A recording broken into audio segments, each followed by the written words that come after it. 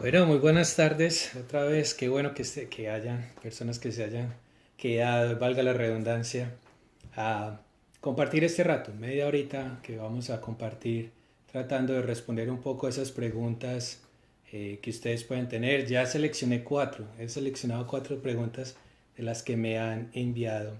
Una vez más, muchas gracias, gracias por estar ahí. ¿Cómo voy? Muy bien, gracias a Dios. ¿Qué les digo? No, eso no es lo mismo uno estar de cura virtual, hace mucha falta estar en la iglesia. eh, no, pues es que es muy diferente, uno estar ahí encerrado, pues como en la casa no es lo mismo. Sí hace mucha falta estar ahí en contacto con la gente, estar en la oficina, haciendo las cosas. Pero ha sido bueno el tiempo aquí en la casa, me la he pasado leyendo, leo un poquito, tengo unos libros que tenía ahí atrasados, entonces eso es lo que me la paso haciendo más que todo, leyendo y aprovechando la oportunidad. Pero bueno, aquí estamos con la ayuda de Dios, esperemos que todo esto termine pronto. Yo espero que también ustedes estén muy bien. eh, y bueno, aquí estamos. Muchas gracias una vez más por estar ahí compartiendo conmigo la Eucaristía especialmente. Mire, yo no me quiero volver de esos curas YouTube de que están en medios de comunicación. A mí ni las cámaras me gustan, para ser sincero, no me gustan ni las fotos, pero, pero no hay más de otra, ¿cierto? Ya apenas acabe esto y espero que sea pronto, pues bueno, acabar con esto de ser cura virtual porque no me gusta. Pero bueno, aquí estamos. Comenzamos entonces, como les digo, la idea es que los jueves compartamos un rato contestando algunas de las preguntas que ustedes usualmente tienen, preguntas sobre su fe especialmente, eh, y ojalá relacionado con la Biblia más que todo, eh, porque hay muchas personas, que muchos católicos, que a pesar que no leemos mucho la Biblia y sabiendo que es nuestro libro, es nuestra base, pero tenemos tiempo para leer muchas otras cosas y que novelas y periódico y el Facebook y mensajes en WhatsApp, eso sí tenemos tiempo, pero no tenemos mucho tiempo para las escrituras. Y una de las excusas es que no se entiende, no entendemos las escrituras. Hay cosas que yo tampoco entiendo, pero por eso tenemos que estar estudiando permanentemente, estar buscando opciones, buscando libros, tratando de resolver esas inquietudes de nuestra fe. Me gusta mucho lo que dice Primera de Pedro 3:15, que hay que estar listos para dar razones de nuestra fe. No es simplemente creer por creer, sino que también tenemos que dar razones de por qué, del por qué creemos en eso que decimos que creemos, ¿ok? Antes de comenzar rápidamente, si se escucha bien o necesito usar el micrófono que uso en la capilla, este es un lugar diferente, entonces no hay mucho eco. ¿Se escucha bien o uso el micrófono? Ustedes me dicen qué hago mientras voy sacando las respuestas a las preguntas que ya me enviaron. ¿Ok? ¿Se escucha bien?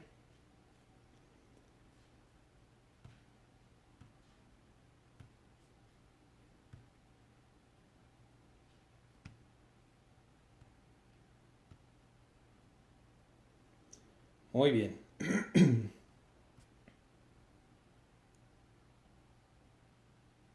Parece que se escucha bien. No, se escucha muy bien. Bueno, excelente. Listo, vamos a comenzar con la primera pregunta. Esta pregunta me la mandó la señora Lali Díaz. No, como le digo, la idea es responder algunas inquietudes. Hay personas que me envían muchas, selecciono algunas solamente. am, pero les pido por favor, me las envían con anticipación para yo poder prepararme bien y no salir con cualquier bobada, pues ahí por inventar y salir del paso. No, me gusta investigar antes de hablar, ¿ok? Entonces, si me pueden enviar esas preguntas durante la semana, si se les ocurre algo, si están leyendo algo, me dicen, que yo con todo el gusto me pongo a estudiar, eso me entretiene un poco y pues trato de darles una respuesta, ¿ok? La primera pregunta me la hace la señora Lali Díaz y es una pregunta bien interesante porque pues está muy relacionado a lo que estamos viviendo hoy en día. Dice, mucha gente dice que esto del coronavirus es un castigo de Dios, según el Antiguo Testamento. Entonces ella dice, ¿cómo podría uno responder desde el punto de vista católico?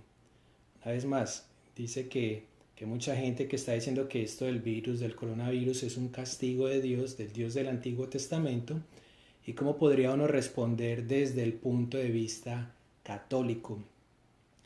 Mire, yo pienso que más que el punto de vista católico es desde el punto de vista del creyente como tal. Y hay que entender que el Antiguo Testamento, a ver, un paso atrás, la Biblia es un libro inspirado por Dios, se inspira a hombres, pero a esos hombres les da la libertad de escribir ese mensaje inspirado. Es decir, si Dios le inspira a la persona que escribió el libro sagrado, a uno de los tantos libros que hay en la Biblia, si le dijo, yo quiero que le diga al pueblo que los amo y que voy a mostrar mi amor por ustedes, el escritor tiene la libertad de expresar ese mensaje de la manera que él quiere. Es decir, entonces si por ejemplo para él mostrar el amor de Dios, es decir, a Dios está manifestando su amor a través de ese maná que le está enviando en el desierto todos los días, que era lo que le decía al pueblo del Éxodo, en el Éxodo, el pueblo de Israel, que siempre estaban quejándose, que tenían hambre, que tenían sed, que querían agua, que querían esto y aquello.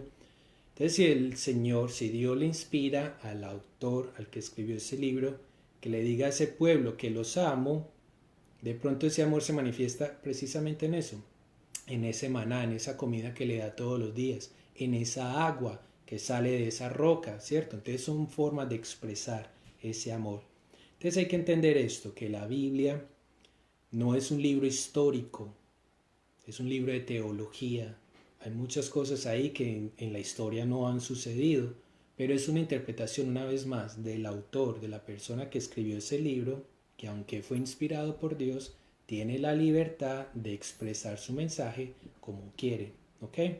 Más o menos como en las homilías que nosotros sacerdotes hacemos, que el mensaje está en el texto sagrado, ¿cierto? Dígale a la gente que Cristo ha resucitado.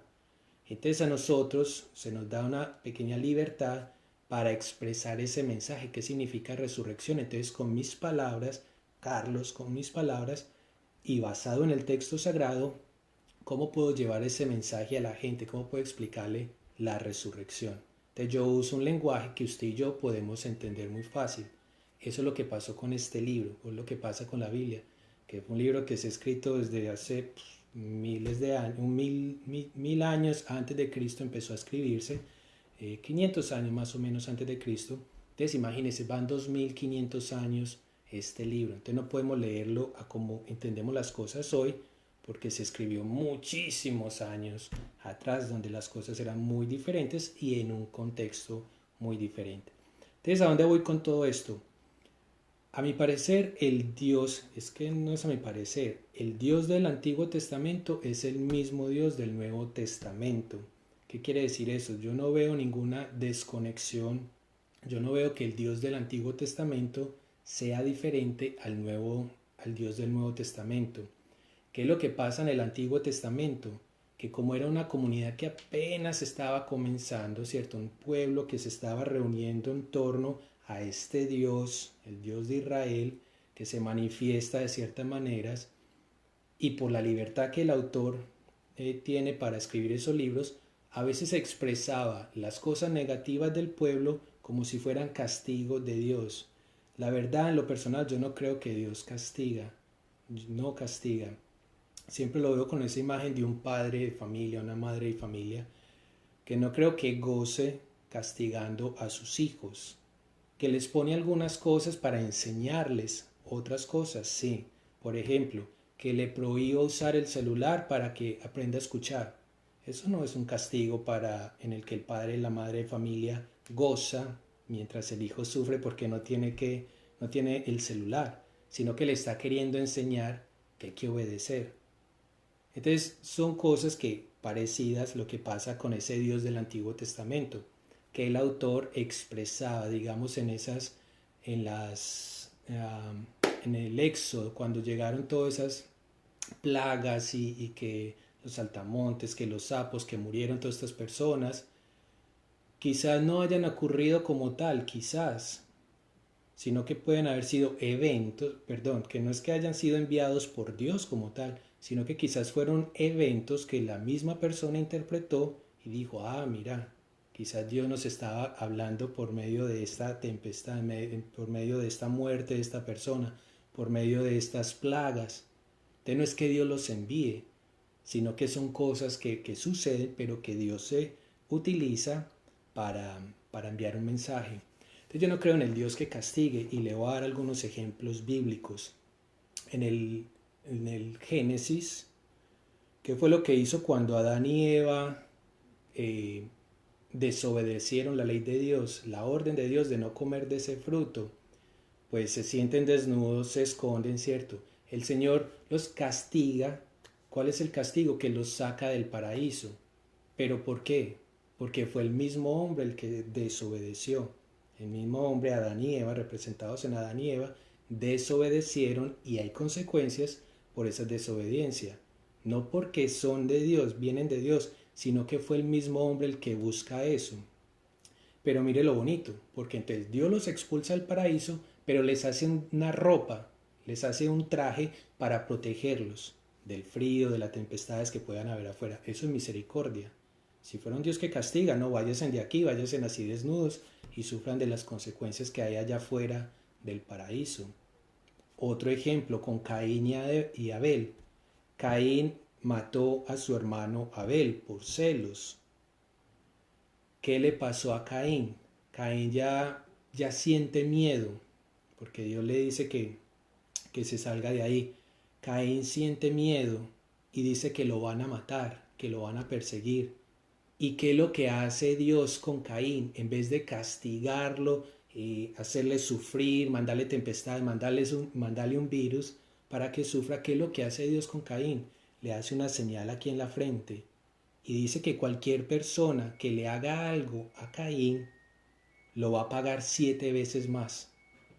Entonces eso es, digo yo, misericordia de Dios, que en vez de castigar a Caín por haber hecho algo malo tan grande como matar a su propio hermano, sí le va a enseñar una lección, pero a la misma vez lo protege, como un padre protege a su hijo, que le va a enseñar una lección.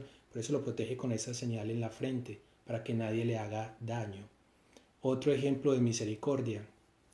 Cuando el pueblo de Israel en el Éxodo estuvo saliendo y en esos 40 años siempre estuvo quejándose contra Dios. Ay, yo quiero regresar a Egipto. Ay, tengo hambre. Ay, tengo sed, que esto y aquello. Me quiero morir. Todas estas cosas. ¿Qué es lo que hace Dios? Como un padre paciente, les envía comida, les manda codornices, les manda agua, les manda tantas señales de amor, de que está ahí, de que esté ahí, que aunque el pueblo se porta mal, que aunque el pueblo trató de cambiarlo por un becerro de oro, que aunque el pueblo ha roto las leyes, los 10 mandamientos, que aunque el pueblo estuvo quejándose contra él tanto tiempo, el Señor muestra misericordia. Ese es en el Dios en el que yo creo. Y ya en el Nuevo Testamento lo vemos en Jesús. Si Dios mandara las plagas, si Dios mandara el coronavirus, si Dios mandara todo lo malo que nos pasa a nosotros, ¿por qué enviaría a su Hijo a sanar a las personas? ¿Por qué enviaría a su Hijo a sanar al leproso, a sanar al que está ciego, a sanar al moribundo? ¿Por qué mandaría a su Hijo a levantar muertos, a levantar gente de la muerte, como a Lázaro, como al hijo de la viuda? Es porque Dios no goza con lo malo, Dios no goza con el coronavirus, Dios no goza con la enfermedad, Dios no goza con el mal, no, antes está para protegernos, antes está ahí con nosotros en medio de esa tempestad. No sé si lo han visto, esto del coronavirus, muchos están diciendo que eso fue creado por el mismo ser humano. Entonces, ¿por qué le estamos echando la culpa a Dios si esto viene del mismo ser humano? ¿Mm? Entonces, no podemos seguir atribuyéndole las cosas malas a Dios, es un castigo de Dios. Hay muchas personas que he visto videos interpretando todo esto con señales del apocalipsis y que las plagas de Egipto y todas estas cosas. Me parece en lo personal que es una mala interpretación de las escrituras, porque la Biblia es todo un libro de amor. Si Dios castiga, pues yo prefiero entonces alejarme, de verdad que sí. Yo creo en la misericordia, en el amor de Dios, que nos corrige como hijos, nos disciplina, pero que no goza con el sufrimiento del ser humano. Algo bueno sí va a salir de todo esto, eso también lo creo yo. No fue creado por Dios, pero algo bueno va a sacar de todo este virus que pues ha acontecido en el mundo. No sé si está claro, si hay inquietudes por favor me la dejan saber, y la idea es que no nos vayamos con dudas. Como le digo, yo no soy un experto, yo no soy un sabio, esto lo hago simplemente para ustedes, la comunidad de la catedral y la misión. Ojalá no lo compartan por ahí porque pues es para ustedes mi gente, ¿ok? Entonces, si hay inquietudes, por favor, me las dejan saber, ¿ok? Aquí dice alguien, mi mamá nos decía que Dios no castiga, que Dios pone pruebas para que nosotros reflexionemos. De hecho, en el libro de los Hebreos, déjeme traigo mi Biblia.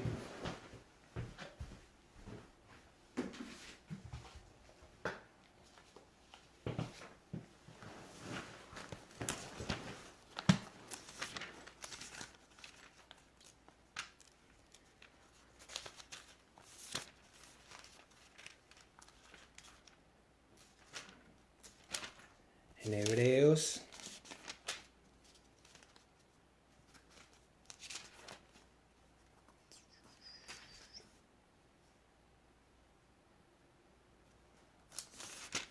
doce.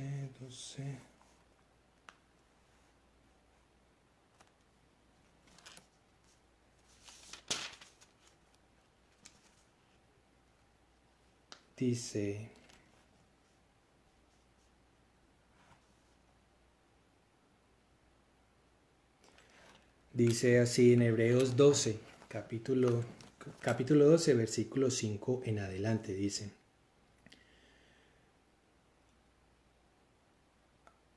han echado al olvido la exhortación que como a hijos se les dirige. Hijo mío, no menosprecies la corrección del Señor, ni te desanimes al ser reprendido por Él, pues a quien ama el Señor le corrige y azota a todos los hijos que reconoce. Sufren para corrección vuestra, como a hijos les trata Dios. ¿Y qué hijo hay a quien su padre no corrige? Mas si quedan sin la corrección que a todos toca, señal que son bastardos y no hijos. Mire qué palabras tan fuertes. Hebreos capítulo 12, versículo del 5 en adelante. El Señor nos corrige porque nos ama, como una vez más, como les digo, como un padre corrige a su hijo porque lo ama. No sé si está clara la idea, ¿ok? Muy bien, seguimos. Pienso que Dios permite en el libre albedrío y nos prueba hasta donde llega nuestra obediencia. Muy bien, todo lo que pasa es consecuencia del pecado. Me parece muy bien, Marcia, esa concepción. Bueno, otra de las preguntas que me han llegado dice así. Bueno, antes de pasar a la otra pregunta, si está clara la idea, yo no quiero que salgan con dudas o con un malentendido, que el padre dijo esto y de pronto fue un malentendido. No, eso no es la idea. La idea no es crear confusión, sino antes tratar en la medida de lo posible, pues como resolver esas inquietudes que usted y yo tenemos en nuestra fe, ¿ok? El Papa dijo, Dios persona, siempre el hombre persona a veces, la naturaleza no perdona. Dios perdona, siempre el hombre perdona a veces, la naturaleza no perdona. Bueno, quizás esto es un llamado de atención de la naturaleza que nos quiere decir algo, ¿cierto? Muy bien.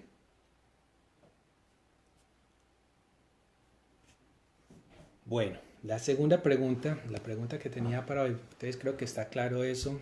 No pienso que sea un castigo de Dios, no pienso que sea algo que deba ser interpretado desde el Antiguo Testamento como el Dios que sí aparece en el Antiguo Testamento, que Dios los va a matar a todos, que va a acabar con el mundo, que va a hacer sufrir a su pueblo. Pero como les digo, es por la libertad que el autor, el que escribió el libro, tiene para expresar una idea que Dios le inspiró.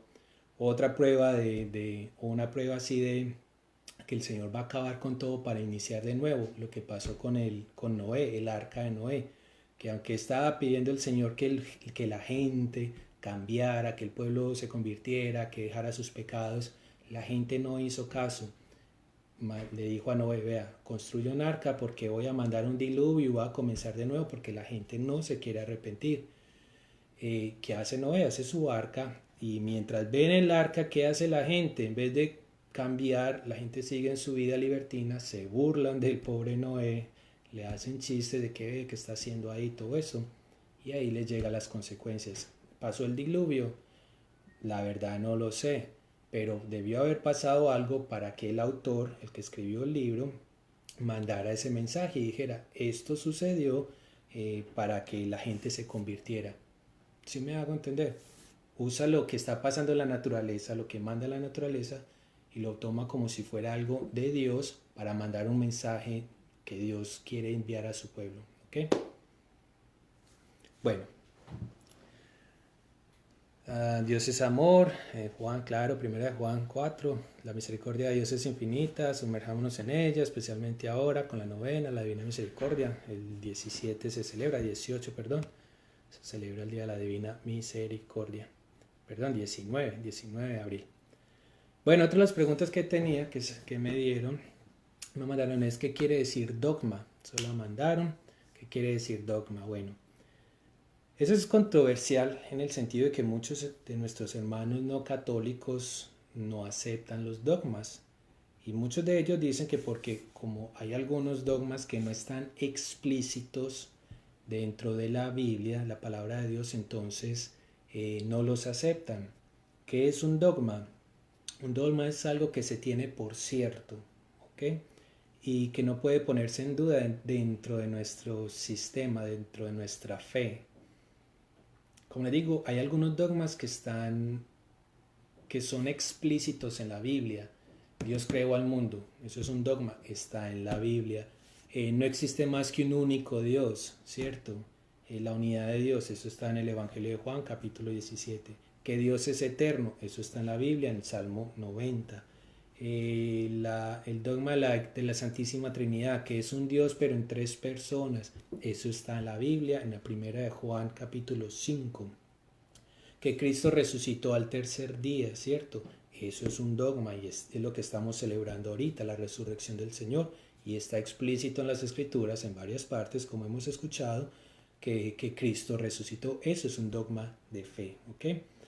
Entonces un dogma son enseñanzas necesarias para nuestra fe, ¿ok?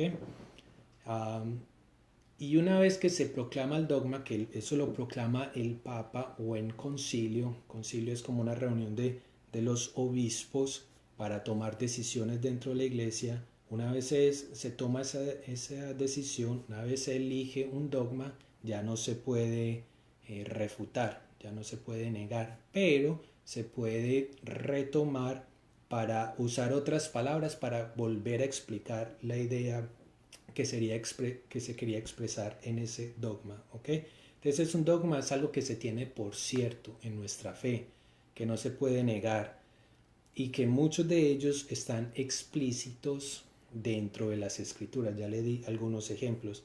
Dios creó al mundo, eso está en el libro del Génesis, que Dios es trinitario, que es un solo Dios en tres personas, eso está en primera de Juan 5, que Cristo resucitó al tercer día y está sentado a la derecha de Dios Padre, ¿cierto? Luego la ascensión, eso está en la Biblia también, en Marcos 16, 19, Mateo, en Lucas 24, 50 también está. Pero hay otros dogmas que no están tan explícitos dentro de la Biblia. Hay que leer como entre líneas, por decirlo de alguna manera, para poder ver ese dogma. Le voy a dar dos ejemplos. El dogma de la Asunción de María, ¿cierto? La fiesta la celebramos el 15 de agosto. La Asunción de María que fue tomada hacia el cielo, que muchos no hablan de que María murió, sino que durmió y que fue tomada, se llevó para el cielo. Ascensión quiere decir que por sí mismo asciende, que sube al cielo. Asunción es como que alguien o algo la sube, la toma. Entonces se habla de la Asunción de la Virgen María. eso no está explícito en la Biblia, pero es algo que se ha venido creyendo desde los principios de la era cristiana, ¿cierto? Por allá desde el año 102 más o menos ya se hablaba de eso, que no se habla mucho de la muerte de la Virgen María, porque hablar de muerte es decir como que por consecuencia, una de las consecuencias del pecado es el, la corrupción del cuerpo cuando se muere. Entonces se dice que María fue concebida sin pecado original, entonces no debería sufrir esa consecuencia de la corrupción del cuerpo al morir. Entonces no se le habla de muerte, sino de dormir. Es como una palabra más bonita para decir que no sufre la corrupción del cuerpo como nosotros, como cuando usted va y abre el ataúd de su ser querido que murió hace 10 años, solamente están los huesitos o alguna cosa. Es consecuencia del pecado original, ¿cierto? Pero entonces se habla de la asunción de María para decir que ella no pasó por esta corrupción del cuerpo, por la que todos vamos a pasar debido al pecado original. Una vez más porque decimos que María fue concebida sin pecado original. Entonces, una de las interpretaciones, el Papa San Dámaso, de los primeros papas de la Iglesia, decía esta frase, la leo de aquí: la que albergó a Dios en su seno, ¿cómo iba a ser devorada por la muerte? Una vez más, esa corrupción del cuerpo debido al pecado, a la fragilidad de la carne. ¿Cómo podría la corrupción atreverse a invadir el cuerpo que había recibido dentro de sí a Jesús, que es la vida, a Dios, que es la vida? Entonces eso es un dogma de fe, la asunción de María, que una vez más no está explícito en las escrituras, pero desde muchos años, inicios de la era cristiana, ya se hablaba de esa asunción, de ese trato especial para la Virgen María. ¿Okay? Otro ejemplo de un dogma que no está muy explícito dentro de las escrituras, pero es dogma de fe, es la virginidad perpetua de la Virgen María. Ciertamente en Mateo 1 y en Lucas 2 se habla de la Virgen, de una Virgen va a concebir un hijo, pero no se explica qué pasa durante el proceso de dar a luz al bebé, ¿cierto? Como le pasa a todas las mujeres, que tiene que pasar por ese canal. No se especifica eso en las escrituras, se habla de un antes, que la Virgen, sin conocer varón, va a concebir un hijo. Eso ahí es un dogma de fe. ¿Y qué pasa después con la virginidad de la Virgen María? Entonces se considera dogma de fe perpetua, la perpetua virginidad de la Virgen María, porque tenemos la creencia de que, ¿cómo lo explico?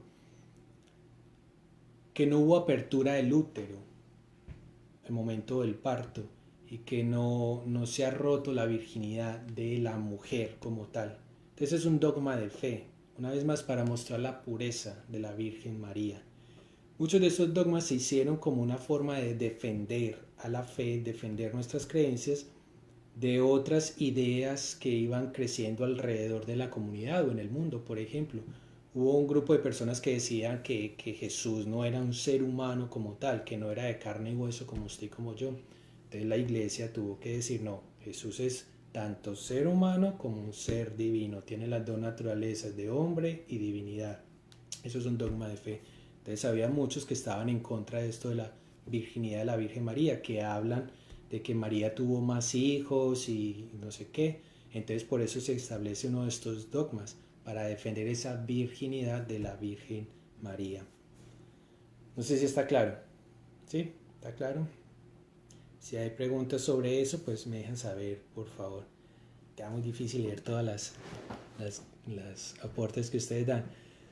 A ver, vamos a leer un poco lo que dice. Yo creo en Dios, es amor y todo lo que está pasando es provocado por el gobierno. Hay que tener fe. No sé si el gobierno, pero pienso que sí es el ser humano el que se ha creado todo esto. Y esto es lo que está pasando ahora. Las personas no creen y se sienten confiados, quizás, y quizás esto nos puede ayudar a despertar un poco nuestra fe para ver si nos convertimos. Una vez más, digamos si se volviera a escribir las escrituras, si se volviera o se pudiera añadir un libro más a los 70 y pico libros, se me fue el número, de libros que hay en la Biblia, si se agregara uno más, quizás la persona que escriba, inspirada por Dios, va a decir, ah, oh, sí, mira, por allá hubo un virus, una peste que ha matado a 100.000 personas porque el mundo no se convertía, porque la gente no estaba creyendo en Dios. Entonces Dios mandó esta peste, podrá decirlo el autor. Va a decir que mandó esta peste, aunque usted y yo podemos creer que eso fue el ser humano el que lo creó, se le atribuye a Dios, pero porque algo bueno va a salir de esta tempestad. ¿Okay? Entonces yo pienso que va a pasar algo así. Bueno, no se va a agregar más libros a la Biblia, pero si se pudiera, dándole respuesta a la primera pregunta, si esto es de Dios, si es un castigo de Dios, yo diría que no, sino que es interpretación de la persona que escribió el libro. ¿Okay?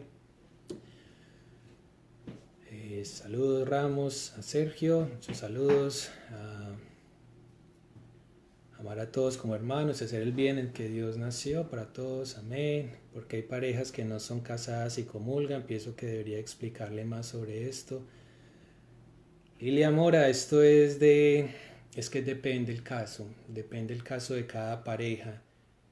¿Cuál es el pecado? Bueno, me voy a desviar un poco ahí de los temas.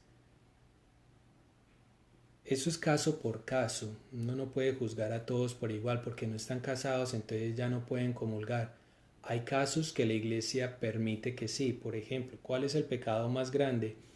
Que haya intimidad entre las dos personas fuera del matrimonio. Usted y yo no sabemos si esa persona están teniendo intimidad y por eso comulgan. Quizás ellos dos decidieron vivir como hermano y hermana mientras arreglan su asunto, se pueden casar, de pronto están esperando una anulación de algún matrimonio y por eso comulgan ahora. Pero no podemos juzgar, es caso por caso. Ya si la persona abiertamente decide no casarse y no convivir como hermano y hermana, sino tener intimidad abiertamente y aún así comulga, pues esa persona está recibiendo el cuerpo de Cristo indignamente. Ya es asunto de esa persona con Dios. Usted y yo no tenemos por qué juzgarlo, ¿cierto? Eso queda ya en la conciencia de la persona. No pueden haber policías morales. Eso es lo que está destruyendo tanto a la iglesia. Entonces, si comulgan, pues porque el Padre les dio permiso, porque están en una situación en que están viviendo como hermano y hermana, mientras solucionan su vida matrimonial, o si lo están haciendo abiertamente y sin querer casarse, ni quieren es simplemente tener intimidad, pues ya queda la conciencia de ellos, ¿ok? Espero que eso dé un poco de respuesta.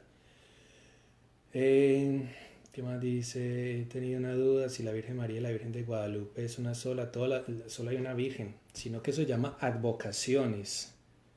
Advocación es como un nombre que se le da a la Virgen cuando se aparece en ciertas regiones. La Virgen de Fátima, la Virgen de Lourdes, la Virgen de Guadalupe, todas son la misma Virgen, no es una sola Virgen, que fue una sola Virgen la que dio a luz al Hijo de Dios, ¿ok? Pero se le agregan varios nombres, advocaciones, de acuerdo a la región donde se aparezca la Virgen, ¿ok? Si se aparece la Virgen aquí en Georgia, quizás la llamemos la Virgen de Georgia, imagino yo, ¿ok? Para la gente está diciendo que 28 va a caer un meteorito a la Tierra, que este mes de abril, que Dios nos proteja, los nervios. Nadie sabe ni el día ni la hora en que el mundo se va a acabar, dice el Señor en las Escrituras. ¿A quién le vamos a creer? ¿A un ser humano o al mismo Jesús que dice eso? Nadie sabe, estén listos, estén preparados porque nadie sabe ni el día ni la hora, ni el Hijo de Dios, dice ahí. Ok. Voy a buscar el texto bíblico para que creemos confusión. Mateo 24.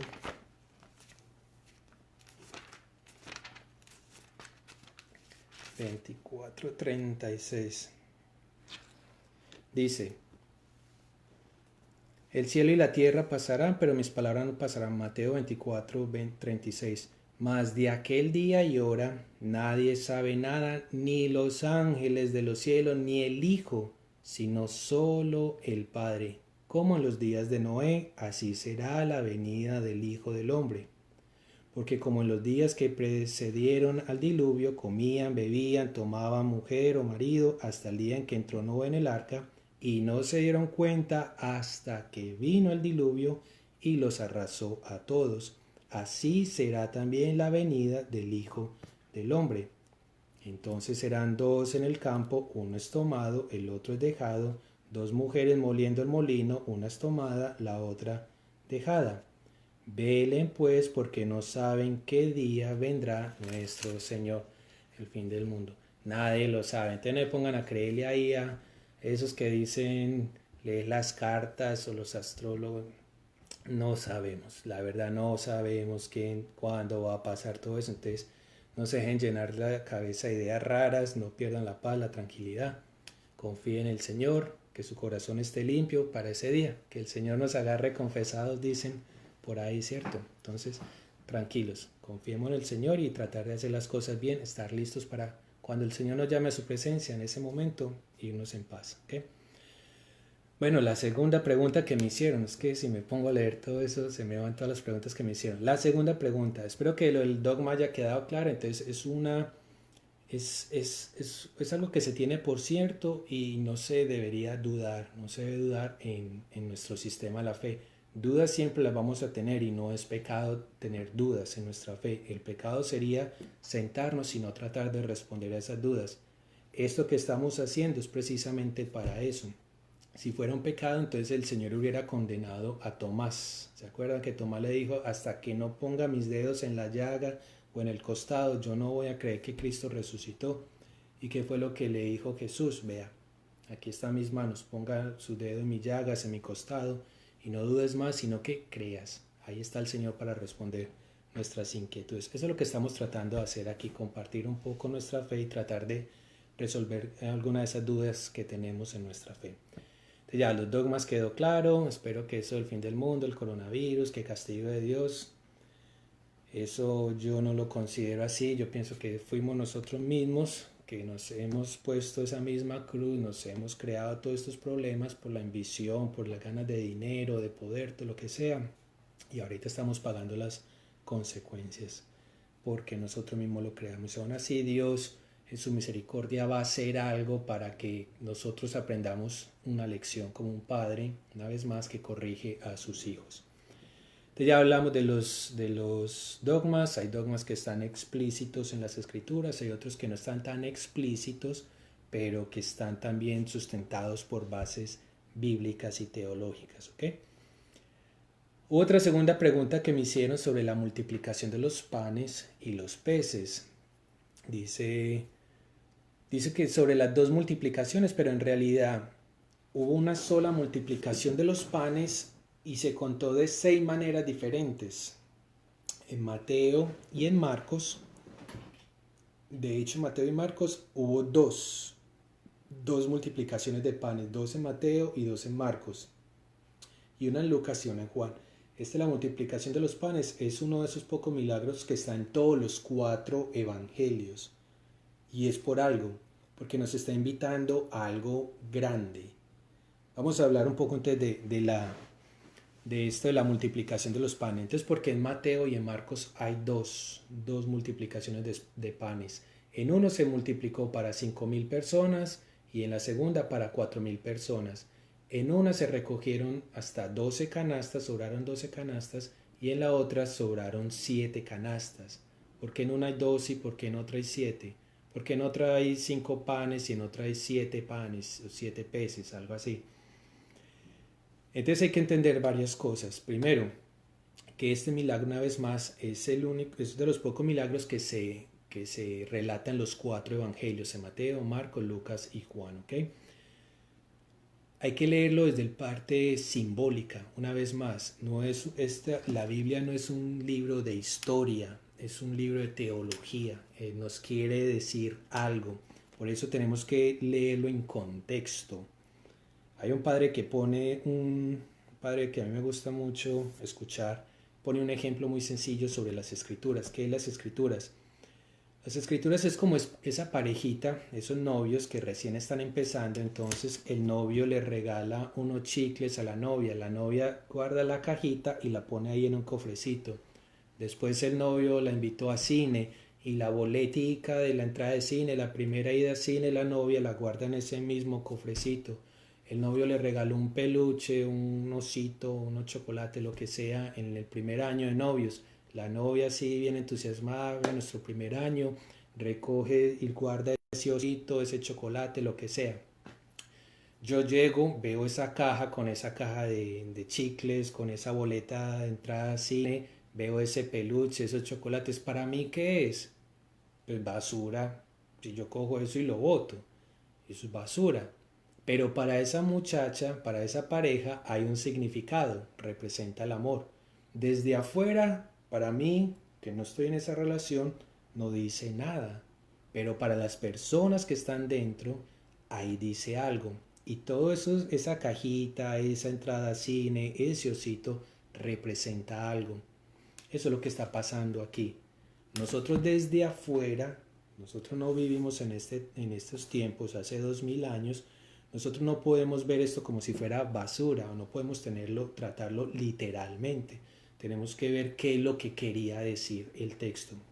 ¿Qué significa esta cajita de chicles? ¿Qué significa este osito? ¿Qué significa esta entrada a cine? ¿Ok? Entonces hay que mirar eso. Por eso uno tiene que estudiar muy bien las escrituras, porque una vez más, no es lo que dice, sino lo que quiere decir las escrituras.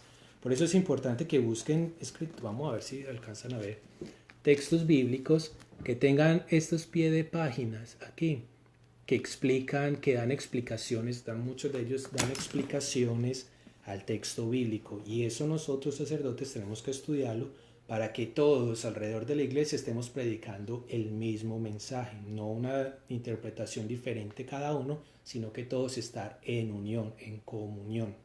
Por eso es importante esos pies de páginas. Entonces, una vez más, los símbolos, la multiplicación de los panes. Entonces, todo apunta a que fue solamente una vez que se multiplicó los panes, pero se contó de 6 maneras diferentes.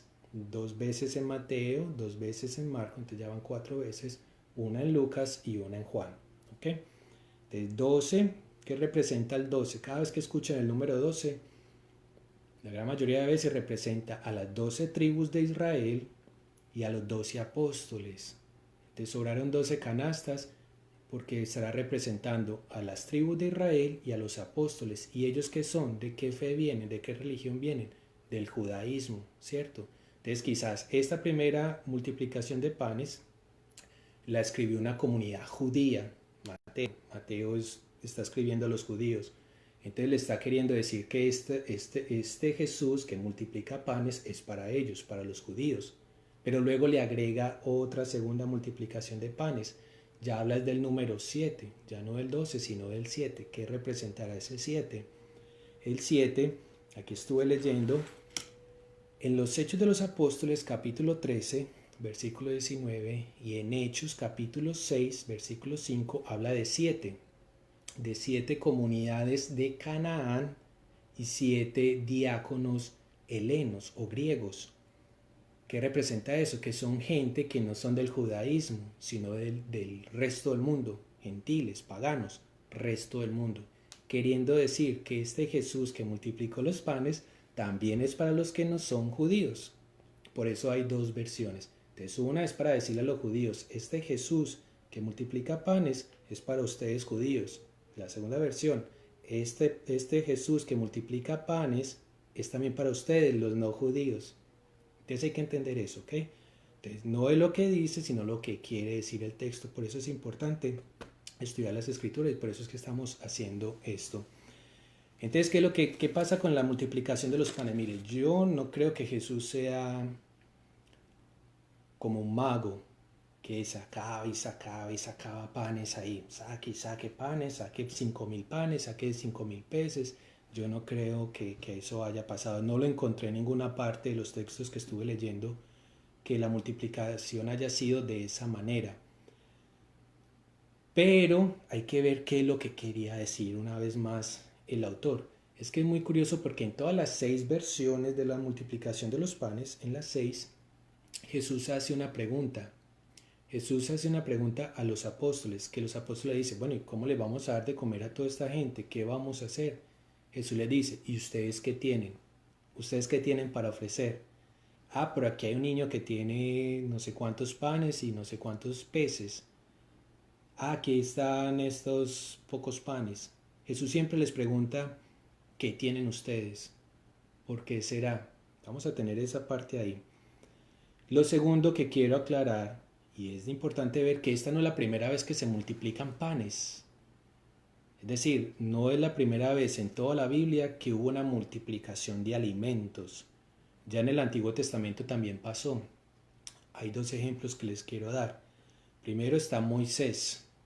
Moisés, el que está sacando al pueblo de Israel por el Éxodo. También, no quiero decir que fue Moisés, sino que es Dios a través de Moisés que hizo la multiplicación de los panes, o fue el mismo Dios que envió el alimento que se necesitaba. En el Éxodo y en el Éxodo 16 y número 11, Moisés está preocupado porque la gente está pidiendo comida. Y entonces le dice a Dios, mire, aquí tengo, dice el texto, más de 600,000 personas para darles de comer.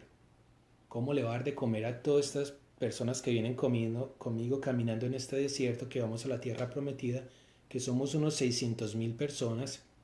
¿Cómo les voy a dar de comer? ¿Y qué es lo que dice el texto? Que Dios manda unas codornices.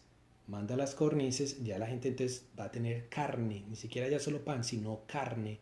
Y pues van a ver también que el Señor les da el maná y les da agua, siempre les va a dar comida. En todos esos 40 años, el pueblo siempre fue alimentado por la gracia de Dios, ¿ok? Esa es la primera parte, entonces que no es la primera vez que se multiplica el alimento y que no es el hombre como tal que multiplica, sino que es Dios a través del hombre que multiplica. Y la segunda vez que se multiplicó comida, alimentos, lo hizo el profeta Eliseo. En el capítulo 2 de Reyes, versículos 42 al 44, Eliseo hace algo semejante, algo parecido. Con 20 panes que habían ahí y unos granos de trigo, dio de comer a una multitud y sobró comida. Entonces ya no con 5 panes o con 7, sino con 20 panes y unos granos de trigo, dio de comer al pueblo. Entonces, una vez más, Dios que va alimentando a su pueblo a través de lo que uno tenga para ofrecer. En este caso, en Eliseo, habían 20 panes y había algo para hacer aceite, y eso bastó para dar de comer a todos los que habían ahí con él. Entonces, como vemos, no es la primera vez que se multiplica comida, alimentos en toda la Biblia. Ya en el Éxodo y en Números se habla de que se le da comida a la gente, y en el libro de los Reyes, capítulo 2, una vez más, capítulo 4, versículo 42 al 44, el profeta Eliseo también dio de comer a una multitud con unos pocos elementos de comer. ¿Okay? Entonces, ¿qué quiere decirnos la multiplicación? La multiplicación de los panes desde el principio ha apuntado a algo muy grande, que es la Eucaristía.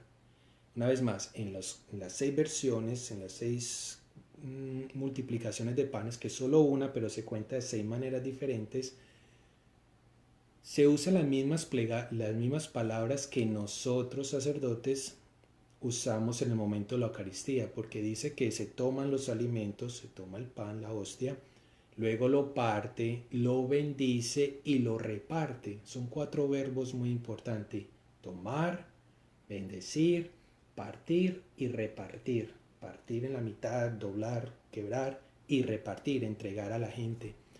Esos 4 verbos están en esas 6 multiplicaciones de panes, porque está apuntando a la Eucaristía.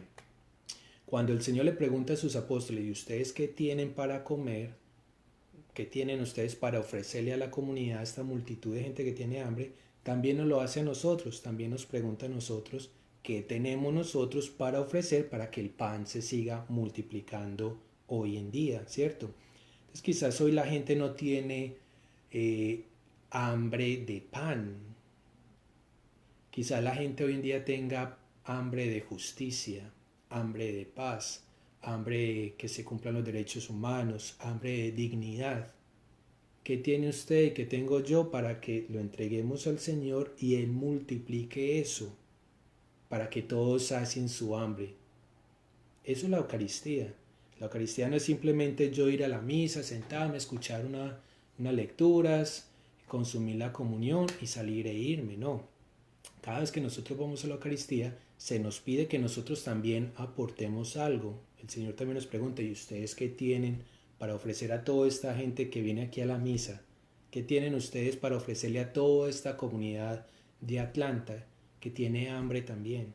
Eso es la Eucaristía. La Eucaristía no puede ser algo individual del Señor y yo, no. Eso es de comunidad, comunión, es de todos. Entonces, como les digo una vez más, yo no creo y no vi en ninguna parte, si alguien sabe, me lo dice por favor, yo no encontré en ninguna parte que el pan se multiplicara como arte de magia, como muestran las películas que sale y brotan panes de una canasta y se reparten. Es más en el sentido de que tengo yo para ofrecer a la comunidad, que ese poco que yo tengo, ese poco respeto que yo pueda tener por los derechos humanos, ese poco derecho o ese respeto que yo tengo por los demás, si yo lo pongo en las manos del Señor, el Señor lo va a tomar, lo va a bendecir, lo va a partir y lo va a dar a los demás y va a alcanzar para que la comunidad se pueda alimentar. ¿Sí está clara esa parte? ¿Sí? Vamos a ver qué dicen los comentarios.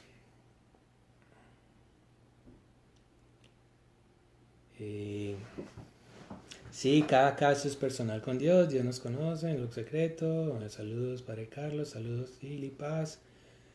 Los que no están casados en la iglesia se pueden confesar. Una pregunta. Magdalena Mateo, una vez más. La situación de las personas no casadas, ¿cuál es el pecado ahí? Que de pronto haya intimidad entre ellos dos como adultos, si están viviendo como hermano y hermana, si están viviendo la castidad, pueden recibir los sacramentos siempre y cuando no haya intimidad. Pero también hay que ver el por qué no se quieren casar. ¿Ok? Entonces, todos los sacramentos. Si usted viene a la confesión, digamos usted no está casada, no se quiere casar o su esposo no se quiere casar con usted, hay intimidad, una vida normal. Y usted vive la confesión y se está diciendo que vivir fuera del matrimonio, vivir en unión libre es pecado. Usted viene a la confesión a confesarse, pero no va a salir con la actitud de mejorar esa situación, de salir de esa situación de pecado. Entonces, ¿qué sentido tiene la confesión? ¿Sí me hago entender? Yo estoy conviviendo con mi pareja, no nos estamos casando. Yo voy a la confesión y le digo, Padre, yo estoy viviendo en unión libre. Apenas salga del confesionario, vuelvo a mi unión libre. Entonces, ¿qué sentido tiene? Por eso se dice que hasta que no decidan casarse, hasta que no se casen, pues no podrían recibir los sacramentos, lamentablemente. Pero hay que ver el por qué no se quieren casar todavía, qué es lo que pasa. La iglesia ha estado trabajando mucho para hacer las cosas más sencillas, para que la gente se pueda casar. Si es que hay que buscar una anulación de un divorcio, de un matrimonio anterior, acérquese y pregúntele a su sacerdote a ver qué puede hacer. No dejen de recibir las gracias del sacramento. A veces es por flojera, a veces por no querer, a veces es porque, no sé, alguna excusa debe haber para no querer recibir los sacramentos, en especial ese sacramento del matrimonio. ¿Okay? Entonces, una vez más, es un poco... muchas personas no les gusta ese tema, no les gusta eso, y que no es que, porque es que si no nos casamos entonces no puedo recibir los sacramentos, pero es por lo mismo, que les impide recibir el sacramento del matrimonio. Y una vez reciban el sacramento del matrimonio, pueden recibir, confesarse, recibir la comunión, pero mientras tanto, y mientras estén viviendo, haya intimidad entre ustedes, pues está viviendo una situación de pecado. ¿Ok?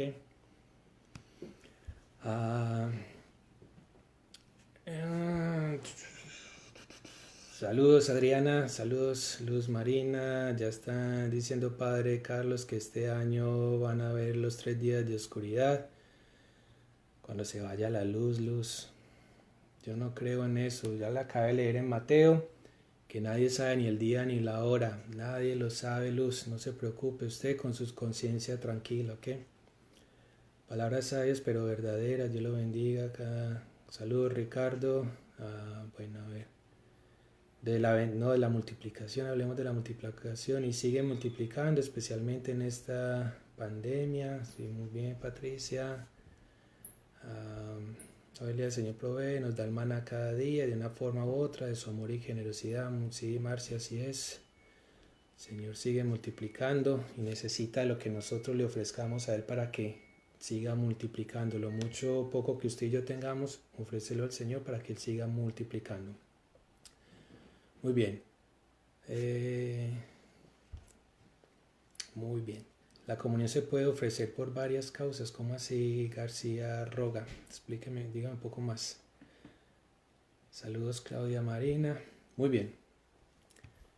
La cuarta pregunta que tengo para hoy.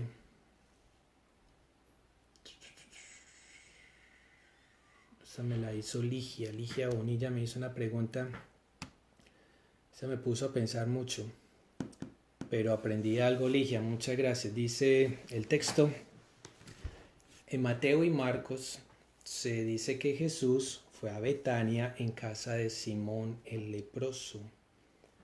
Entonces dice, en los dos evangelios dice lo mismo, ¿cierto? Que Jesús fue a casa de Simón el leproso que queda en Betania. Pero el evangelio de Juan dice que Jesús fue a casa de Marta y María y su amigo Lázaro. Y que fue María la que vació un frasco de perfume muy caro en el Señor, ¿cierto? En unos textos dice que fue en la cabeza, en otros dice que fue en los pies. Yo sé que en los evangelios se lee casi lo mismo, me imagino que es la forma diferente que contaron los que estuvieron con él, pero coinciden casi siempre lo mismo. Pero en el de Juan es completamente distinto. ¿Por qué?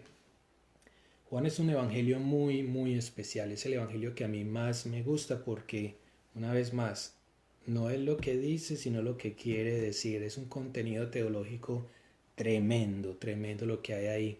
Y hay que digerirlo muy bien. Porque a veces en Juan, muchas veces se muestra a Jesús que está hablando de una cosa y la gente entiende otra.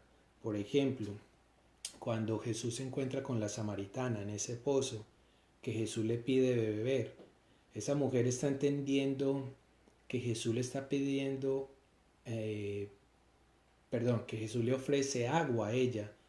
Y le dice el Señor, vea, si usted supiera quién le está pidiendo agua, antes usted me pediría a mí que le dé beber. Y que dice la mujer, Señor, pues que usted no tiene ni un con qué sacar, no tiene una cubeta para sacar agua y cómo me va a dar de agua, cómo me va a dar agua. La mujer está entendiendo agua en el sentido material, el agua que sale del pozo. Pero Jesús está hablando de otro sentido, un sentido más elevado, como un agua espiritual que sacia esa sed espiritual, que nos sacia hasta la vida eterna. Entonces son dos cosas diferentes ahí. Entonces, otra, o con Nicodemo que hablaba de, Jesús le decía que es que hay que nacer de nuevo y Nicodemo le decía, pero ¿cómo me voy a meter otra vez en el vientre de mi madre? Pero Jesús le hablaba de un nacimiento espiritual, ¿cierto? Nacer a través de las aguas del bautizo. Entonces no se puede leer todo literalmente. Hay que ver qué es lo que quiere decir el texto. Entonces lo que yo le entendí aquí a Ligia es más o menos si ese Simón que se habla en Mateo y Marcos, Simón que tiene en la casa de ese Simón, llegó esta María y vació este frasco de perfume en el Señor. Si ese mismo Simón es Lázaro de Juan, el que fue resucitado, el que salió de la tumba hace unos días, lo leímos, que si es el mismo, Simón y ese Lázaro, es lo que entiendo, Ligia, no sé si está por ahí, me corrige. A ver, varias cosas. Una vez más, ¿qué es lo que nos quiere decir el texto? Muchas veces los nombres de las personas significan algo. Los nombres de las personas y los nombres de los pueblos también quieren decir algo. Hasta los números quieren decir algo, significan algo. Entonces, tres definiciones. ¿Qué significa Simón? Simón significa que Dios me escuchó. Ustedes saben que muchos de los nombres tienen un significado. Simón significa que Dios me escuchó. Lázaro significa Dios me ayudó. Dios me ayudó. Entonces, mire que es casi lo mismo. En uno lo escucha, Dios lo escucha, una plegaria, quién sabe qué fue lo que le escuchó. Y en el otro es que Dios le ayudó a qué, no sabemos, no se especifica. Y Betania, el nombre del pueblo, significa algo así como la casa de los pobres, la casa de los necesitados, la casa de los que sufren, ¿ok? De varias cosas. En Mateo 26 y en Marcos 14, que es cuando se habla de este Simón, dice explícitamente que era la casa de Simón el leproso. ¿Ok? En Mateo y en Marcos se dice explícitamente que Jesús estaba en la casa de ese Simón el leproso. Al parecer ese Simón, pues como le dice, habían varios Simones, como hoy en día que muchísima María, muchísimo José, muchísimos Carlos, ¿cierto? Entonces hay que ponerle como un apellido. María Magdalena, María Guadalupe, María la que sea. Entonces este Simón le llamaban el leproso quizás porque tuvo lepra en algún punto de su vida. Y ahora está teniendo una cena. En Mateo 26 y en Marcos 14 se muestra a este Simón ofreciendo un banquete ahí para el Señor. Quizás en agradecimiento, quizás el Señor lo sanó a él de la lepra, porque si todavía tuviera lepra, no podría estar en comunidad. Ustedes saben que los que tienen esa enfermedad tienen que estar fuera de la ciudad, pero si está en la casa comiendo con otras personas, quizás ya no tiene la lepra. Entonces quizás esta cena es una acción de gracias para el Señor.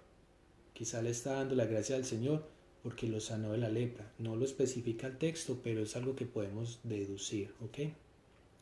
Pero en Juan capítulo 12, versículo 1 y 2, está la cena, Jesús está en el mismo pueblo, en Betania, pero no se especifica que es la casa de Lázaro. Simplemente dice que Lázaro está ahí. A diferencia de Mateo y Marcos, que sí dice que Jesús estaba en la casa de Simón el leproso. Entonces ahí ya hay una diferencia. Mateo y Marcos dice que sí era la casa de Simón, que estaban en la casa de Simón. En Juan simplemente dice que Lázaro estaba ahí, que no en la casa de él, no dice. Entonces de pronto Lázaro estaba en la casa de Simón, estaba haciendo parte de la fiesta, de pronto estaba ahí en la misma casa que es el de Simón, el dueño es Simón. Entonces, ¿qué es lo que pasa ahí? Algunos estudiosos dicen que Simón, el leproso, era esposo de Marta. Eso no está en la Biblia, ¿ok? Pero son tradiciones, es lo que se dice. Que ese Simón el leproso es esposo de Marta, ¿ok? Y es cuñado de Lázaro, porque Lázaro es hermano de Marta y María. Entonces, Simón está haciendo esta cena en acción de gracias a Jesús, quizás porque lo sanó. Su esposa está ahí, Marta, su cuñado Lázaro, que también le da gracias al Señor, porque en el capítulo anterior, en el 11 de Juan, pues lo resucitó, ¿cierto? Lo volvió a restaurar a la vida. Entonces Lázaro está ahí. Y María, quizás en acción de gracias también al Señor, por, por levantar a su hermano Lázaro de la muerte y por sanar a su cuñado de la lepra, pues unge al Señor con este aceite caro, quizás. Pero también esa unción representa o está simbolizando o está hablando ya de la muerte que viene el Señor, que eso lo especifica las Escrituras, que el Señor dice que lo están ungiendo como preparándolo para su muerte. Entonces esa es una interpretación ligia, ¿ok? Entonces son dos personas diferentes, ese Simón el leproso y Lázaro, dos personas diferentes, pero quizás o son amigos o son parientes, ¿ok? Que están en la misma casa y están compartiendo esta cena con el Señor, quizás en agradecimiento por todo lo que el Señor ha hecho por ellos, ¿ok? ¿Cuál es el mensaje? Que probablemente este Simón ya no tenga la lepra una vez más y por eso hace esta fiesta en acción de gracias al Señor e invita a sus amigos, si es que son amigos Marta, María y Lázaro, o sus parientes, si es que Simón está casado con Marta o María y invita pues a su cuñado, a Lázaro. ¿Ok? ¿Preguntas sobre ese texto? Ya vamos más de media hora, la idea era media hora. Pero bueno, estamos conversando. Bueno, preguntas, Ligia, ¿está bien? Un poco difícil de entender. Dos personas diferentes. Si usted lee Mateo, yo le doy el texto bíblico, busque su Biblia, Mateo 26, versículo 6, o tome nota, y Marcos capítulo 14, versículo 3, específicamente dice que la casa de Simón, el leproso, ¿ok? Pero si nos vamos para Juan, capítulo 12, versículo 1 y 2, simplemente dice que Lázaro estaba ahí. Lázaro ni siquiera hace nada, simplemente está recostado en la mesa. Es Marta la que está haciendo todo. Quizás es porque Marta está casada con Simón. ¿Ok? Quizás es lo que dicen algunas tradiciones. Eso no está en la Biblia, es lo que dice la tradición. Pero Simón el leproso y Lázaro son dos personas diferentes. Eso es todo. Están en el mismo pueblo, en Betania, pero dos personas diferentes. ¿Ok? Bueno, vámonos ya hasta las 9, faltan 10 minutos. A ver yo si hay otra pregunta por aquí. Salvador, un saludo padre, espero que pronto nos veamos de nuevo en la misión. Bendiciones, claro, ojalá Salvador, ojalá que sí. Como le digo, al principio decía esto de ser cura virtual no es lo mío, no me gustan ni las cámaras, pero ni modo hermano, es lo que hay.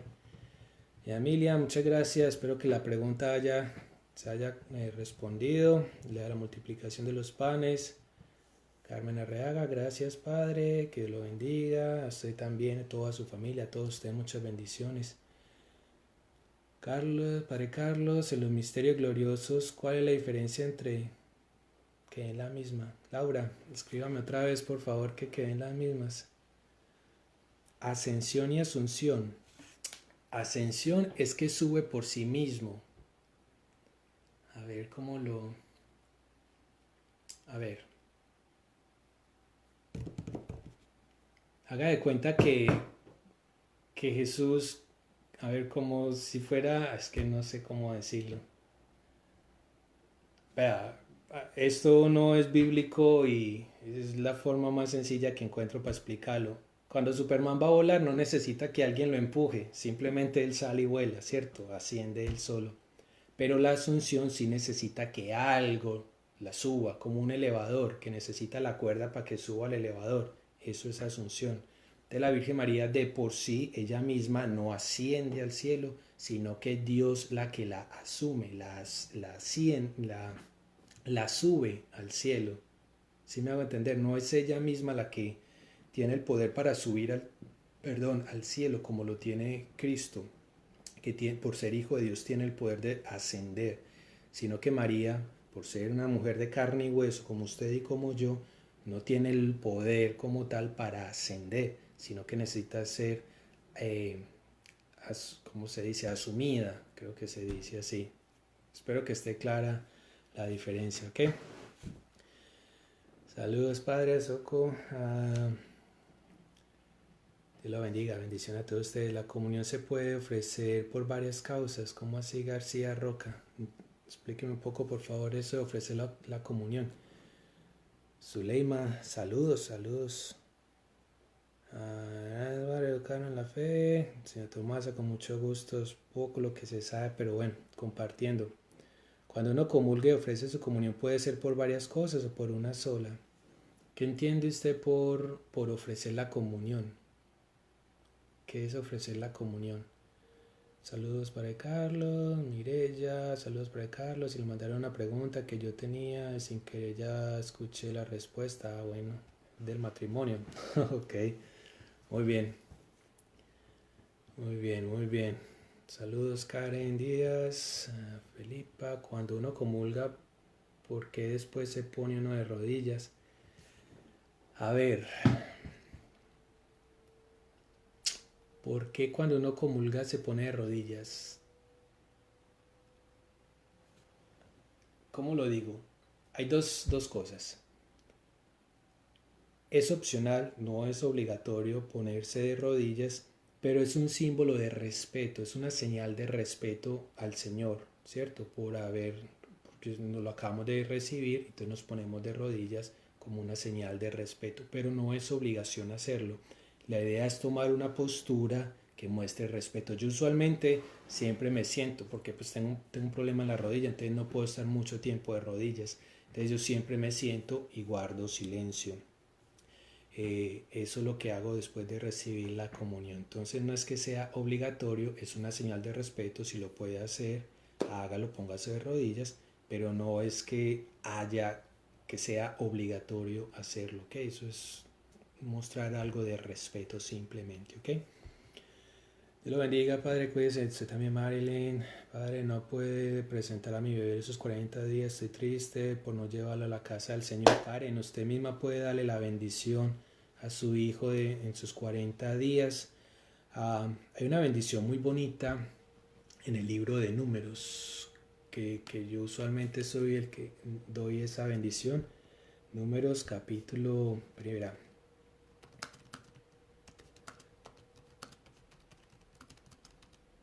Es que esto lo van a tener el computador aquí. No me sé la cita bíblica, el número, pero sí me sé la frase. Entonces esto me ayuda. Número 6, claro. Número 6. Libro de Números, capítulo 6.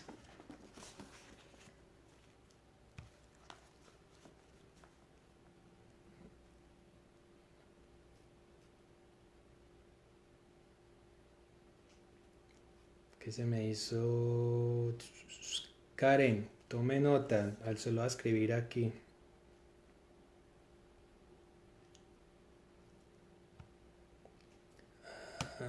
Números capítulo 6, versículo 25 al 27.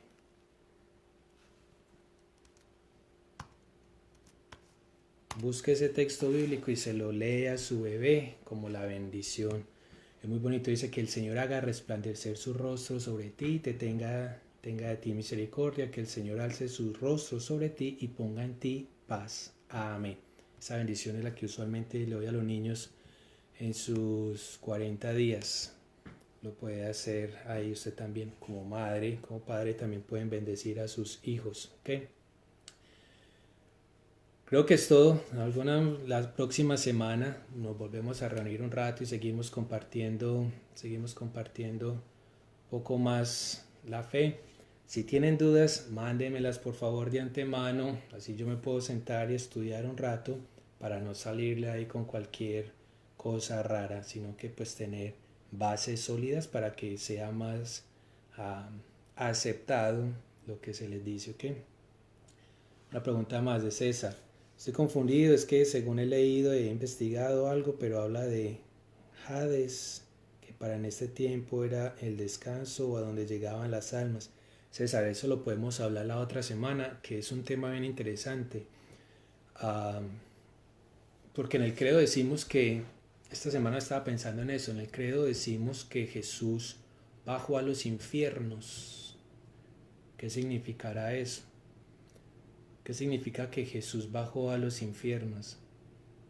Porque si nosotros hablamos de que el infierno es la ausencia de Dios, que Dios no está en el infierno, si Jesús siendo el Hijo de Dios baja al infierno, entonces deja de ser infierno porque está llevando a Dios al infierno. Y eso de Hades o el Sheol también se habla mucho, depende de la traducción, es la misma palabra. Eso lo podemos hablar la otra semana con más detalle. ¿Sí, César? Quedamos en eso. Marcia, una energía lo eleva, ok, puede ser. Padre, ¿se acuerda que un día le dije que crearon YouTube? Diosito lo inspiró. No, no, señora Emilia, esto es mientras estamos aquí. A mí esto de cura virtual no me gusta. Ya, listo. Creo que ya. Gracias, Padre. Excelente. Qué buena enseñanza. Gracias. Mucho gusto, Ruth. Mucho gusto.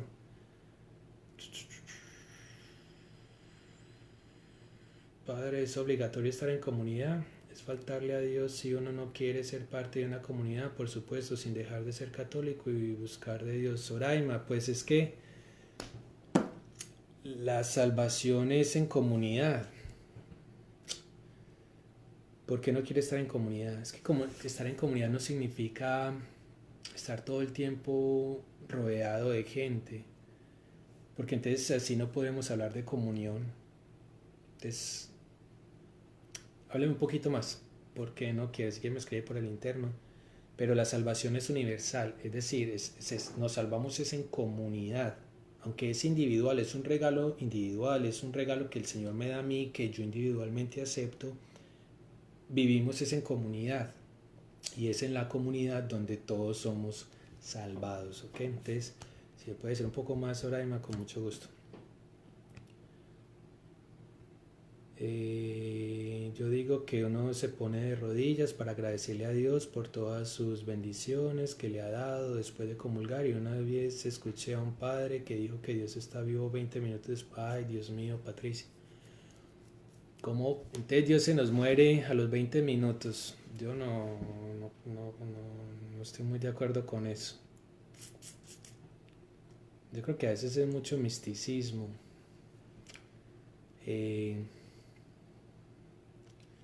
Me pone a pensar eso.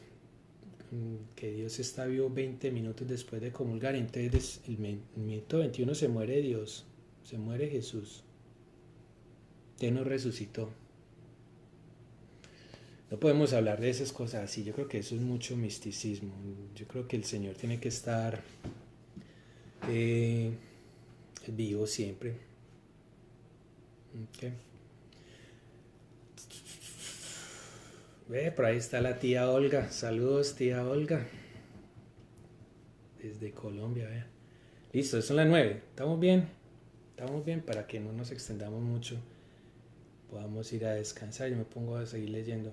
¿Cómo le puedo escribir directo o llamarlo? Después de Soraima. Después de... Me pueden mandar un mensaje en el interno, mensajes, y me escribe, ¿ok? Eso solamente lo veo yo. Muy bien, Ana Martínez, gracias padre, con mucho gusto. No, padre, tiene que seguir porque lo tenemos conexión directa, por eso los jueves, mientras estemos así, nos seguimos reuniendo, tratando de responder preguntas. Maes, malas creencias, no le gusta padre, pero lo hace muy bien como cura virtual. Ay, Luz, no sabe cuánto me cuesta esto, yo soy muy tímido, la gente no me cree, yo soy muy tímido, pero bueno, todo para Dios. Bueno, la 9, vamos a dejar hasta ahí. La próxima semana seguimos, próximo jueves, si Dios quiere. Vamos a seguir enseñando lo de la señal de este internet. Si se sigue frizando mucho durante la misa, pues yo creo que lo más conveniente va a ser grabar la misa y luego subirla a YouTube, y para evitar esas malas conexiones. Lo malo es que no vamos a estar así en vivo y en directo, pero bueno, vamos a seguir ensayando a ver cómo nos va. Muy bien, muchas gracias por esas preguntas. Ya saben, si tienen alguna pregunta me pueden enviarla por aquí mismo, por Facebook. Escriben pregunta de la semana y me mandan la pregunta, y con mucho gusto. Ojalá sean de escrituras, porque lo que a mí me interesa es que la gente aprenda mucho de las escrituras, de la palabra de Dios, para que aprendamos un poco más. ¿Ok? Muchísimas gracias. Vamos a terminar con una oración pequeña. Vamos a hacer junto la oración que Cristo nos enseñó. Padre nuestro que estás en el cielo, santificado sea tu nombre. Venga a nosotros tu reino, hágase tu voluntad en la tierra como en el cielo. Danos hoy nuestro pan de cada día, perdona nuestras ofensas, como también nosotros perdonamos a los que nos ofenden. No nos dejes caer en la tentación y líbranos del mal. Amén. Está mi mano derecha, la bendición con la mano derecha, ¿ok? Que la bendición de Dios Todopoderoso, Padre, Hijo y Espíritu Santo, descienda sobre cada uno de ustedes y los acompañe siempre. Amén. Muchas gracias por estar ahí, muchas bendiciones, cuídense mucho. Ya saben, si tienen más preguntas, me las escriben durante esta semana, que así me pongo ya a estudiar y se las contesto el próximo jueves, ¿ok? Bendiciones, nos vemos mañana en la misa de 7 de la noche, que Dios los bendiga. Cuídense mucho. Bye.